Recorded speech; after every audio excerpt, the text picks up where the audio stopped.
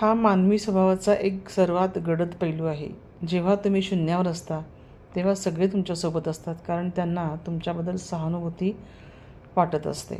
पण ज्या क्षणी तुम्ही त्यांच्यापेक्षा 2 पावलं पुढं जाता, त्या क्षणी त्यांच्या मनात सहानुभूती जी असते ती जागा ईर्ष्या घेते, ती ईर्ष्येने बदलते.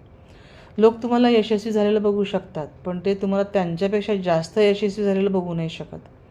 तुमचे नातेवाईक, मित्र तुम्हाला काय करतोय असं जेव्हा विचारतात, तेव्हा त्यांना तुमची प्रगती जाणून घ्यायची नसते, तर त्यांचा स्वतःचा इगो सुरक्षित आहे की नाही हे तपासायचं असतं.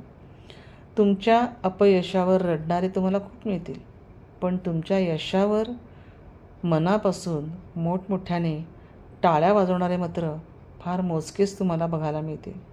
तुमची प्रगती ही तुमच्या जवळच्या लोकांसाठीच सगळ्यात मोठी शिक्षा असते. म्हणून तुमची प्रगती होती आहे हे कधीच तुम्ही कोणाला सांगायला जाऊ नकात.